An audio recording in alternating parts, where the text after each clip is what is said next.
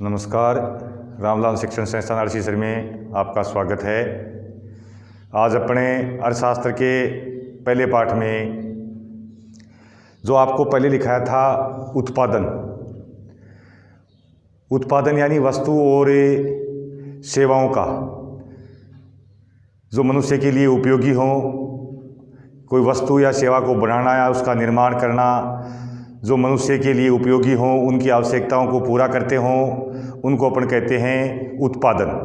तो उत्पादन के मैंने आपको कारक भी लिखाए थे, 4 कारक लिखाए थे, जिनमें पहला था भूमि, दूसरा लिखाया था श्रम, तीसरा लिखाया था पूंजी और चौथा लिखाया था संगठन या साहस। ये 4 कारण लिखाए थे। आज अपन इसमें जो पहला है अर्थशास्त्र का भूमि, यानी किसी भी चीज़ का अपन उत्पादन करते हैं तो ये 4 चीज़ें आवश्यक हैं। इनके बिना किसी एक भी अगर नहीं होगा तो उत्पादन नहीं होगा। जैसे मान लो भूमि है तो भूमि उत्पादन का प्राथमिक कारक है। भूमि उत्पादन का प्राथमिक कारक है। अब भूमि किसे कहते हैं, भूमि क्या है? तो देखो, भूमि साधारण अर्थ में तो अपन मान लेते हैं कि जो धरातल की ऊपरी सतह है जिसमें अपने खेती वगैरह करते हैं उसको अपन भूमि कहते हैं। लेकिन अर्थशास्त्र में भूमि का अर्थ विस्तृत है। भूमि केवल ऊपरी सतह ही नहीं बल्कि पूरा जो पर्यावरण है, हवा है, जलवायु है, सूर्य का प्रकाश है, ये भी भूमि के अंदर आते हैं। इसके अलावा महासागर है, उसके जो उत्पाद हैं वो भी भूमि के अंदर आते हैं। इसके अलावा भूमि के अंदर जो खनिज पदार्थ हैं वो भी भूमि के अंदर ही आते हैं। यानी ऊपरी सतह तो सिर्फ कृषि के लिए आवश्यक है। तो इस पाठ में अपने भूमि के बारे में पढ़ेंगे। जैसे ये पालमपुर गांव की कहानी है कि एक ऐसा गांव है जिसमें लोगों की आजीविका का मुख्य व्यवसाय कृषि है और वहाँ भूमि है, खेती योग्य भूमि, वो सभी परिवारों के पास नहीं है। यानी 1/3 लोग ऐसे हैं जिनके पास खेती योग्य भूमि नहीं है, और जो भूमि जिनके पास है उनके पास किसी के पास 2 हेक्टेयर से कम भूमि है। यानी अधिकतर लोग ऐसे हैं जिनके पास 2 हेक्टेयर से कम भूमि है। कुछ ही लोग हैं जिनके पास ज़्यादा भूमि है, यानी 10 हेक्टेयर भूमि है। कहने का अर्थ है कि यहाँ सीमांत, लघु और वृद्ध तीनों प्रकार के किसान हैं। इसके अलावा चौथा भूमिहीन किसान भी है। एक होता है भूमिहीन किसान, किसान का अर्थ खेती का काम करने वाला। भूमिहीन जिसके पास भूमि नहीं है, अर्थात वह अपनी आजीविका खेती से चलाता है लेकिन खुद की भूमि नहीं है, दूसरों की भूमि पर काम करके अपनी आजीविका चलाता है, तो उसको कहते हैं खेतीहर श्रमिक। क्या कहते हैं? खेतीहरे श्रमिक। एक होते हैं सीमांत किसान जिसके पास बहुत कम ज़मीन होती है, 1 हेक्टेयर या उससे कम ज़मीन होती है, वो सीमांत किसान में आते हैं। फिर लघु किसान जिसके पास 2 हेक्टेयर के आसपास ज़मीन होती है। फिर 10 हेक्टेयर वाले हैं, वो बड़े किसानों की श्रेणी में आते हैं। तो इस पाठ के अंदर एक चार्ट भी बना के दे रखा है कि गांव में कितने परिवार हैं। जैसे मान लो 450 परिवार हैं, तो इन 450 परिवार में से 150 परिवार तो ऐसे हैं जिसके पास भूमि है ही नहीं। बाकी जो 300 परिवार हैं उनमें कुछ परिवार ऐसे हैं जिनके पास से कम भूमि है, कुछ परिवार ऐसे हैं जिनके पास से अधिक भूमि है। ये तो रहा भूमि का। पालमपुर गांव की बता रहा हूँ, ये कहानी है, इसके बारे में थोड़ा बता देता हूँ आपको। अब देखो, इसमें लिख रखा है कि पालमपुर गांव के लोग खेती के साथ साथ मैंने आपको पहले भी बताया था पहले वाले वीडियो में कि अन्य कार्य भी करते हैं। जैसे कोई परिवहन का काम करता है, कोई दुकान चलाता है, तो इस प्रकार के अन्य कार्यों में भी लगे हुए हैं। इसके अलावा जो छोटे किसान हैं, जो खेती से अपनी आजीविका नहीं चलाते हैं, वो खेती के साथ साथ पशुपालन का भी काम करते हैं, जिसको अपन डेयरी उद्योग कहते हैं। पशुओं को पालते हैं, उनसे दुग्ध उत्पादन करते हैं और उसको बाज़ार में बेचकर अपनी आजीविका चलाते हैं। इसके अलावा धीरे धीरे बताया गया है इस पाठ में कि पहले जो पालमपुर गांव के लोग थे, वो भूमि को उपजाऊ भूमि को ज़्यादा पैदावार लेने के लिए उसमें सिंचाई करते थे। सिंचाई किससे होती थी? पहले जब मोटर वगैरह नहीं थी, बिजली नहीं थी। तो इसमें बताया गया है कि पालमपुर प्राचीन काल से ही सिंचाई के साधनों के लिए कुएं से पशुओं की सहायता से पानी निकालता था। चड़स है, रहट है, ढेंकली है, इनके द्वारा, और उससे भूमि पर सिंचाई करता।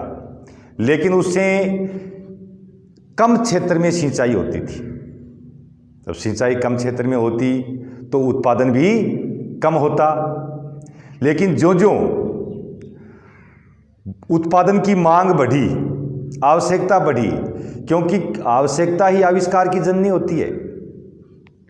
आज अपन देखते हैं कि जब हमारा देश आज़ाद नहीं हुआ था, 36 करोड़ जनसंख्या थी और उसका भी पेट नहीं भरता था। बाहर से अमेरिका, ऑस्ट्रेलिया से गेहूं मंगा करके खाद्यान्न की पूर्ति करनी पड़ती थी। आज जनसंख्या 130 करोड़ हो रही है और हमारे पास 5 साल का अतिरिक्त खाद्यान्न पड़ा है। तो ये किससे हुआ? ये खेती में जो नवाचार हुए वो भी इस पाठ में बताया गया है, जो आपको मैं थोड़ा बताऊंगा। एक तो है बहुविधि फसल, इसमें आएगा बहुविधि फसल प्रणाली। तो पालमपुर गांव के लोग भी बहुविधि फसल प्रणाली का प्रयोग किया उन्होंने। अब बहुविधि फसल प्रणाली क्या है? बहुविधि फसल प्रणाली, फसल प्रणाली। तो देखो, बहुविधि फसल प्रणाली है, इसका तात्पर्य है कि भूमि के एक ही टुकड़े पर, भूमि के एक ही टुकड़े पर, जैसे मान लो ये भूमि का एक टुकड़ा है, खेत है, और इस एक ही खेत पर वर्ष में कई फसलें पैदा करना। एक वर्ष में कई फसलें पैदा करना बहुविधि फसल प्रणाली कहलाती है।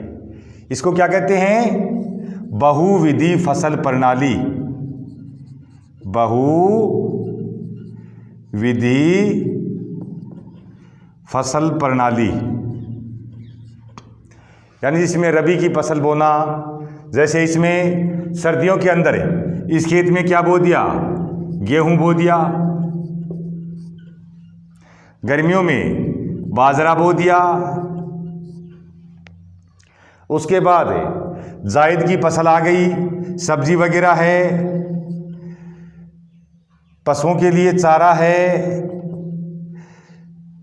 इस प्रकार की फसलें पैदा करना, ये कहलाती है बहुविधि फसल प्रणाली। तो इससे क्या होता है? इससे उत्पादन में वृद्धि होती है।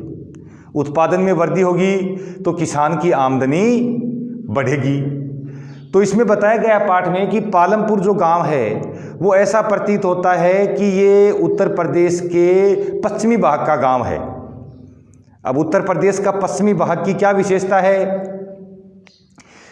कि वहां पहले कुओं से सिंचाई होती थी। सबसे ज़्यादा कुओं से सिंचाई उत्तर प्रदेश के पश्चिमी भाग में होती है। और यहाँ भी, इसमें भी बताया गया है कि कुओं से सिंचाई होती थी और जो जितनी ज़मीन थी खेती योग्य, वो सारी ज़मीन खेती के काम में ली जाने लगी। अब देखो, भूमि एक ऐसा संसाधन है जो स्थिर है। ध्यान रखना, भूमि कैसा संसाधन है? स्थिर संसाधन है। यानी आज से अपने देश में इसमें बताया गया कि पालमपुर में 20 साल पहले जितनी ज़मीन थी खेती योग्य, आज भी खेती योग्य उतनी ही ज़मीन है। यानी उसमें वृद्धि नहीं हुई है। जैसे अपन आगे इसमें पढ़ेंगे, जो पूंजी वाला है, तो पूंजी तो क्या है? पूंजी में तो वृद्धि होती है, लेकिन भूमि स्थिर संसाधन है, इसमें वृद्धि नहीं होती है। जितनी आज है उतनी ही 10 साल बाद मिलेगी। अब इसमें बताया है कि भूमि को नापने के तरीके, तो भूमि कितनी है इसको नापने के अलग अलग क्षेत्रों में अलग अलग तरीके हैं। जैसे कहीं अपने यहाँ बीघा काम में लेते हैं, कुछ जगह गूंठा उपयोग किया जाता है, कुछ जगह एकड़ का उपयोग होता है, कुछ जगह हेक्टर का उपयोग होता है। लेकिन आज अपने देश के अंदर एक पैमाना, सर्वमान्य पैमाना माना गया भूमि नापने के लिए, और उसका नाम रखा है हेक्टर। हेक्टर में ज़मीन नापी जाती है। 1 हेक्टर जो ज़मीन होती है वो होती है 100 बाई 100, यानी 100 मीटर लंबी और 100 मीटर चौड़ी। इसको कहते हैं, ये हेक्टर का नाप होता है। 1000 वर्ग मीटर ज़मीन होती है, उसको बोलते हैं 1 हेक्टर। जिसमें अपनी जो बीघा है वो लगभग 9.25 बीघा के आसपास ज़मीन आती है। तो ये तो था भूमि को नापने का, भूमि एक स्थिर संसाधन है। एक मैंने आपको बताया कि ज़्यादा पैदावार करने के लिए भूमि पर किन तरीकों से खेती की जाती है? बहुविधि फसल योजना या बहुविधि फसल प्रणाली। तीसरा इसमें एक और आएगा जिसको अपन कहते हैं हरित क्रांति। हरित क्रांति, हरित क्रांति का अर्थ होता है कृषि क्षेत्र में जो बदलाव आया है, जो परिवर्तन आया है, उसको हरित क्रांति कहा गया है। तो इस पाठ में बताया है कि पालमपुर के जो किसान हैं उन्होंने अपनी खेती में नए तरीके इस्तेमाल किए। कृषि औजारों से खेती की, नए कृषि औजार खरीदे, उनसे खेती की। पहले बताया गया है कि इस गांव में बिजली बहुत पहले आ गई थी, तो वहाँ पशुओं से सिंचाई न करके विद्युत चालित मोटरों से सिंचाई की गई। यानी नलकूप तो हैं लेकिन वो स्वचालित हैं, बिजली की मोटरें लगा करके और पाइप के द्वारा पानी निकाल करके जिससे अपन खेतों में सिंचाई करते हैं ना, उस प्रकार से सिंचाई की गई। तो इससे सिंचित क्षेत्र का जो विस्तार हुआ, पहले सिंचित क्षेत्र कम था क्योंकि पशुओं से सिंचाई करते। मान लो एक किसान के पास 2 हेक्टर ज़मीन है, तो 2 हेक्टर में लगभग 19.5-20 बीघा ज़मीन आती है, तो इतनी पर वो पशुओं से सिंचाई नहीं कर पाता, वो आधी पर करता। आज जब मोटरों से, मशीनों से सिंचाई होने लग गई, बिजली से सिंचाई होने लग गई या बिजली चालित मशीनों से, तो वो पूरे 2 हेक्टर में सिंचाई करने लग गया। तो इससे जो उत्पादन हुआ, उत्पादन में वृद्धि हुई, उत्पादन बढ़ा। इसको कहते हैं परिवर्तन। यहाँ हरित का अर्थ होता है कृषि और क्रांति का अर्थ होता है बदलाव। क्रांति का अर्थ क्या है? बदलाव, बदलाव या परिवर्तन। कि कृषि क्षेत्र में जो परिवर्तन आया है, परिवर्तन किससे आया? जो कृषि में नवाचार हुए। क्या हुए? नवाचार। देखो पहले लोग घर में पशुओं का जो मलमूत्र होता था उसको खाद, खेत को उपजाऊ बनाने के लिए काम में लेते थे। सीमित मात्रा में होता था, पूरा खेत उससे उपजाऊ नहीं हो पाता था। लेकिन जब हरित क्रांति शुरू हुई तो हरित क्रांति का मतलब था कि खेतों को उपजाऊ बनाने के लिए जो भूमि के अंदर नाइट्रोजन, फास्फोरस की आवश्यकता होती है, उसके लिए यूरिया है, डीएपी है, इनका उपयोग करना। दूसरा, विद्युत चालित मशीनों के द्वारा खेतों में फसलों को पानी देना। इसके अलावा जब फसलों में कोई बीमारी हो जाती है तो उसकी रोकथाम के लिए दवाई का छिड़काव करना।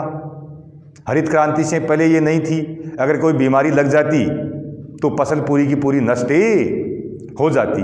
तो ये जो कीटनाशक दवाई हैं, ट्रैक्टर वगैरह से खेती करना, पहले लोग पशुओं से खेती करते थे, कई दिन लगते थे खेत की बुआई करने में, तो उससे जो पूरी फसल होती थी वो एक जैसी नहीं होती थी, उसमें अंतर होता था। पहले दिन वाली अच्छी होती, उसके बाद लास्ट दिन वाली फसल होती थी वो कमज़ोर होती थी।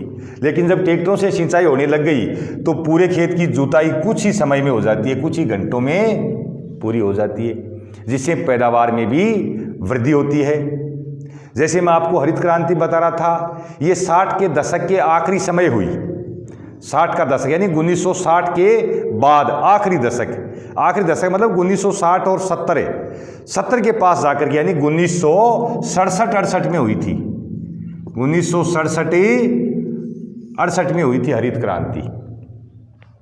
तो हरित क्रांति का अर्थ कि कृषि क्षेत्र में आए बदलाव, जिनमें नए कृषि यंत्रों का प्रयोग, रासायनिक खाद का प्रयोग और कीटनाशक दवाइयों का प्रयोग करके उत्पादन में जो वृद्धि हुई उसको हरित क्रांति कहा गया है। अब इसका जो लाभ है वो उन्हीं क्षेत्रों को मिला जहां सिंचाई होती थी, जो सिंचित क्षेत्र थे। तो सिंचित क्षेत्र उस समय कौन से थे? पंजाब, हरियाणा और पश्चिमी उत्तर प्रदेश। इन क्षेत्रों में ये हरित क्रांति हुई, इनमें ज़्यादा लाभ हुआ। यानी गेहूं और चावल विशेषकर इन पर ज़्यादा इनका प्रयोग किया गया, तो इनमें काफ़ी सफलता मिली। तो इसीलिए बताया गया है कि ये जो क्षेत्र है, जो पालमपुर गांव इस पाठ में दिया गया है, तो ये पालमपुर है, ये ऐसा प्रतीत होता है कि ये पश्चिमी उत्तर प्रदेश का गांव है, क्योंकि इसकी दो विशेषता हैं। एक तो वहाँ कुओं द्वारा सबसे ज़्यादा सिंचाई यहाँ होती है, बिजली यहाँ बहुत पहले आ गई थी, तो इस कारण से इसको, और सिंचाई का लाभ इसी क्षेत्र को मिला उत्तर प्रदेश में, पश्चिमी उत्तर प्रदेश को, क्यों सिंचाई ज़्यादा होती थी। तो इसलिए ऐसा माना जाता है कि पालमपुर है वो पश्चिमी उत्तर प्रदेश का एक गाँव है। हालांकि ये गाँव है काल्पनिक, वास्तविक नहीं है, काल्पनिक है। तो इस क्षेत्र को मान करके इसकी कल्पना की गई है कि यहाँ देखो लोग किस तरह से अलग अलग काम करते हैं और किस तरह से खेती करते हैं। भूमि की पैदावार के लिए कौन कौन से तरीकों का इस्तेमाल किया गया है, ये भी मैंने आपको बता दिया कि बहुविधि फसल प्रणाली का प्रयोग किया गया है कृषि में ज़्यादा उत्पादन लेने के लिए। और इसके अलावा इसमें 4 चीज़ें हैं। जैसे भूमि स्थिर है, इसके बारे में मैंने आपको बता दिया कि भूमि स्थिर है। आज जितनी भूमि है 10 साल पहले भी भूमि उतनी थी, और भूमि को नापने के जो पैमाने हैं वो मैंने आपको बता दिया। कुछ जगह बीघा है, कुंठा है, हेक्टर है, एकड़ है, इनमें भूमि को नापा जाता है। लेकिन आज भारत के अंदर हेक्टर के द्वारा भूमि को नापा जाता है, और 1 हेक्टर में 10 मीटर लंबा और 10 मीटर चौड़ा जो टुकड़ा होता है ज़मीन का, उसको क्या कहते हैं? 1 हेक्टर कहते हैं। दूसरा मैंने बताया अधिक पैदावार करने के लिए किन किन तरीकों का उपयोग किया गया। तो अधिक पैदावार के लिए बहुविधि फसल प्रणाली अपनाई गई। इसके अलावा हरित क्रांति के कारण अधिक उत्पादन हुआ, अधिक लाभ हुआ। और तीसरा जो है इसमें वो है, क्या भूमि ये धारण कर पाएगी? ये बात है, क्या भूमि ये धारणें कर पाएगी? धारण कर पाने का अर्थ है कि आज हम भूमि से जिस प्रकार से उत्पादन ले रहे हैं, ज़्यादा से ज़्यादा कीटनाशक दवाइयाँ डाल करके, यूरिया DAP डाल करके, खूब सिंचाई करके, तो इससे क्या होती है कि भूमि का जो नेचुरल पावर है, प्राकृतिक ताकत है भूमि की, वो दिन पर दिन कम हो जाएगी। ज़्यादातर कीटनाशक डालने से भूमि अनुपजाऊ हो जाएगी। ज़्यादा सिंचाई करने से भूमि का जल स्तर कम हो जाएगा। तो इन चीज़ों का भी इसमें ध्यान रखना पड़ेगा कि निरंतर ज़्यादा पैदावार करने के लिए अगर हम इसी तरह से भूमि से उत्पादन लेते रहे तो एक दिन हमारी भूमि क्या हो जाएगी?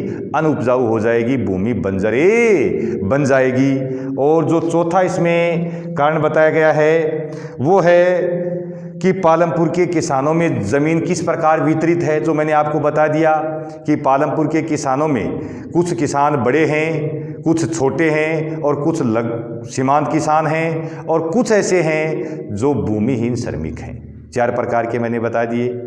और अभी मैं आपको जो भूमि की परिभाषा है अर्थशास्त्र की दृष्टि से वो मैं आपको व्हाट्सएप पर भेज दूंगा। जो चीज़ें बताई हैं उनको किताब में एक बार पढ़ लेना, ये 4 चीज़ें इसमें। और कल आपको अगले वाले वीडियो में जो लास्ट के 2 दिन आता है शुक्रवार शनिवार को, उसमें आपको श्रम के बारे में या हो सकता है थोड़ा इस भूमि के बारे में दोबारा बताऊंगा। धन्यवाद।